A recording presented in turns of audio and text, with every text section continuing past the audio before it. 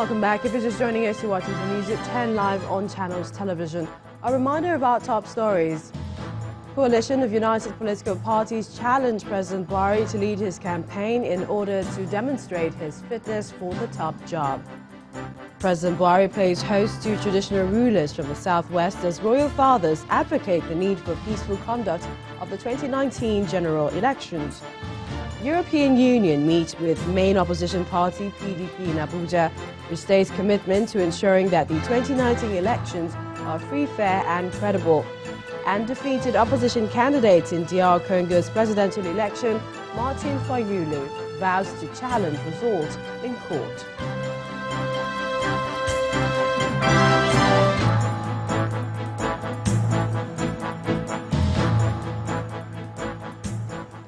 YouTube.com has more information for you, and on youtube.com/channelsweb you can watch our videos.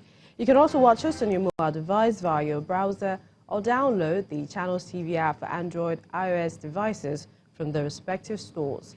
Besides giving you access to news updates on the go, the Channels TV and Channels 24 apps have an eyewitness feature that you can use to share pictures, videos or news of happenings around you. Just install the app, then tap and swipe to reveal the menu, and please follow the instructions. Now let's take a look at other political campaigns and promises from political parties in Benue, Kwara, Gombe and Cross River states. The election campaign drums are now louder. The day is getting closer. The All Progressives Congress is increasing the tempo of its campaigns for its candidate in the upcoming elections. The Vice President, Professor Yemi Osinbajo, was in Gombe State to present the APC flag to the APC governorship candidate, Muhammad Yahya, as a part of flags of its campaign in Kantungo local government area of the state. All of us, every one of us must know that APC is for all of us. The preparation for the polls is equally revved up in the north-central region of the country. In Kwara State, the chapter of the APC is trying to get more women involved in the electioneering process as campaigns for all positions being contested for by the party picks momentum. Women leaders of the APC are taking up the role, but they are worried that women are often sidelined during the elections. The Minister of Information and Culture, Lai Mohammed, has this message. These elections, especially in Kwara State, will not be determined on the basis of ethnicity, religion, or gender. It is a welcome party of some sort in Cross River State, where Governor Ben Ayade of the PDP welcomes a former Attorney General of the state and Deputy Governorship candidate of the Labour Party in the 2015 general elections, Mrs. Nella Rabana, back to the People's Democratic Party. Governor Ayade appreciates the support, says such moves steers him to do even more for his people.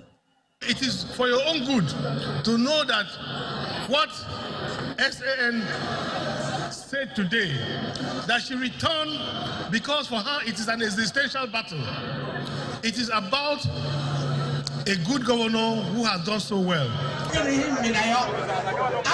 And in Benue State, Governor Samuel Otom is appealing to the people of Sankera to vote for sustainable peace, increased investment in agriculture, rural development, water and sanitation for the overall interest of the state. We have provided health facilities, we have provided water and so on. We have erected new buildings in our primary schools, and we have renovated some. And in all spheres of life, we've been able to touch lives. The different political parties are speaking to the ears of the voters as they tour various states across the country, re-emphasizing their plans for the people and canvassing for more votes. Staying with the 2019 general elections, the European Union is reiterating its commitment to ensuring that the elections, and especially the presidential election, are free, fair and credible. The Deputy Chief Elections Observer for the EU, Mrs. Hannah Roberts, maintains that the mission will deploy sufficient observers across the state for adequate coverage and reportage of developments during the exercise. Roberts was speaking at a meeting with Nigeria's main opposition party, the People's Democratic Party, in Abuja.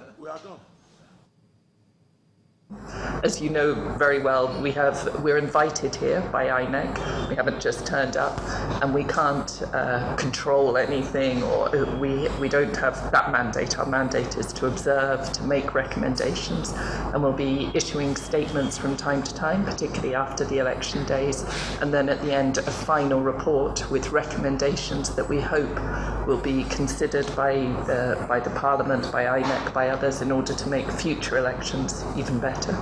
We will, of course, be meeting with a range of different people, so we'll meet with yourselves, of course, also with APC, with other contenders, and with the other stakeholders involved in the election. But it's really important for us to meet with a variety of people to hear as many voices as we can.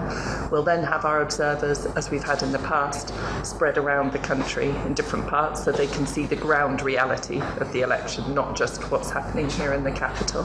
And we'll have, as you mentioned, a chief observer coming in. We'll be here over the election, but also in advance of the election. Meanwhile, the National Publicity Secretary of the PDP, Mr. Kola Ologodiyan, has asked the European Election Observer Group to amplify the call for the removal of Amina Zakari from anything that has to do with the 2019 general election. I want to assure you that the party is prepared and ready for election. However, one of our major concerns with INEC is that we believe that one of the national commissioners, whom President Muhammadu Buhari has agreed is related to a marriage, must not be a part of the electoral process. And that the decision by INEC to make her the head of the collation center is totally unacceptable to majority of the opposition political parties, not just to the People's Democratic Party. For us, the PDP, we believe, and this position had also been shared by the majority of the political parties, that she has become toxic to the political process. So when we look at the build-up to the election, we have our concerns about whether the president is truly prepared for a free and fair and democratic election. The All Progressives Congress Presidential Campaign Council has replied the allegations of massive corruption in the oil sector as raised by the Director General of the PDP Atiku presidential campaign, Dr. Bukola Saraki. In a statement signed by the APC Campaign Director of Communication, Mr. Festus Keyamo, the party has asked Nigerians to ignore Dr. Saraki's allegations, referring to them as tantrums and fairy tales. The statement by the APC Presidential Council reads, quote, "The same Dr. Bukola Saraki was in the 7th Senate and knows very well that in 2014 and part of 2015, the PDP government that was in power was reporting to Nigerians daily PMS consumption of 35 to 40 million litres per day. In January 2014, for example, the average monthly consumption was 38 million litres per day." End of quote. Mr. Keyamo criticized the President of Senate, who he said had forgotten that a Senate committee was set up by him to investigate the intervention of NNPC in PMS imports, to which the mandate of the committee includes volumes, costs, and any associated under-recoveries. In another vein, the President of Senate and Director General of the Presidential Campaign Council of the People's Democratic Party, Senator Bukola Saraki, he has accused members of the All Progressives Congress of the spate of political violence in Kwara State. Senator Saraki, who was speaking in Abuja, also questioned the recent transfer of divisional police officers out of Kwara and the postings of 3 different commissioners of police to the state. I want the entire world to hold the IGP responsible if anything untoward happens to me, myself, my family in these days ahead. Do not forget that before now, this same IG has tried several tricks to implicate me in some criminal charges. First, he arrested some cultists and was about to compel them to claim they work for me. We exposed the trick early enough, and the media pointed at the holes in his history. He quickly withdrew that. Later, they went on to offer robbery case, politicized the investigation in order to rope me. It failed. In the process of forcing the suspect to implicate me, the prime suspect died in their custody. He has not succeeded with this plot. So who knows what else they might have all planned. But now that full campaign is about to start, I want to be going around campaigning in the rural areas. I want everybody to know that I will hold IG responsible if anything happens to me.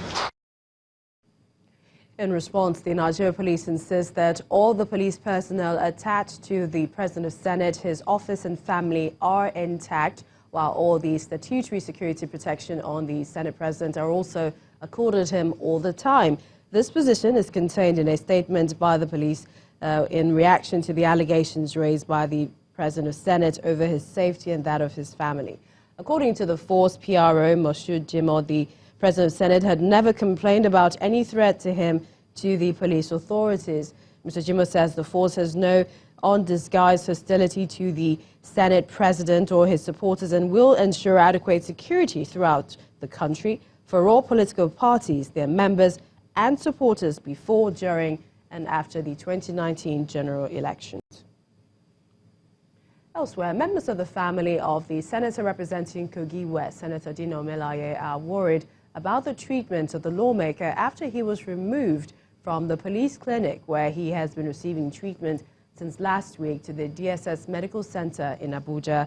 The senator, who emerged from his residence after 8 days of police siege last week and was thereafter arrested, had claimed he was not fit enough to stand trial and has been kept at the police medical facility in Abuja.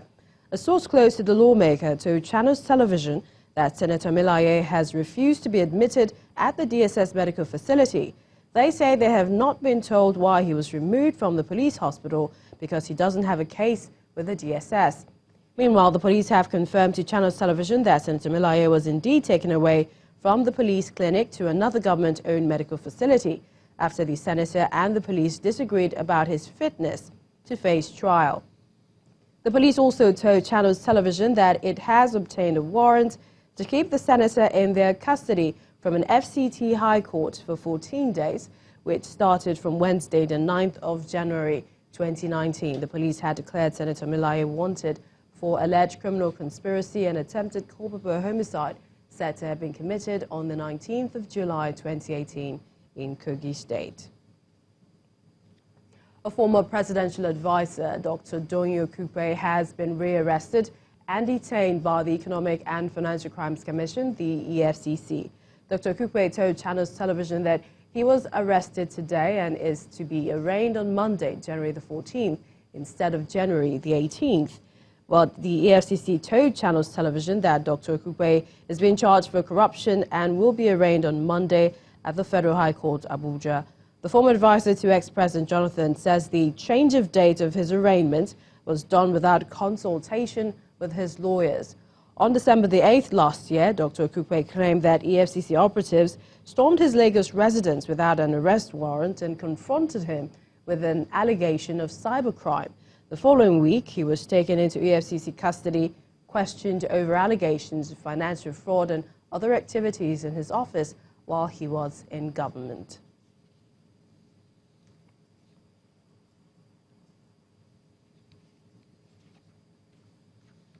An unconfirmed number of people have reportedly been burnt to death while allegedly scooping petrol from a fallen tanker along the Calabar-Dupani highway in Cross River State.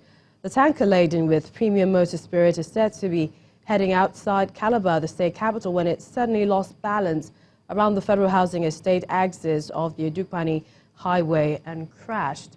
Dozens of residents are said to have rushed down to scoop the spilled product when it ignited, resulting to an explosion that left many beyond recognition. The majority of the victims are said to have sustained third-degree injuries and are currently at the University of Calabar Teaching Hospital. When the news at 10 returns, multi-billion-dollar Ibom deep seaport project set to take off in 2021 under public-private partnership. That's some business news. Please join us again.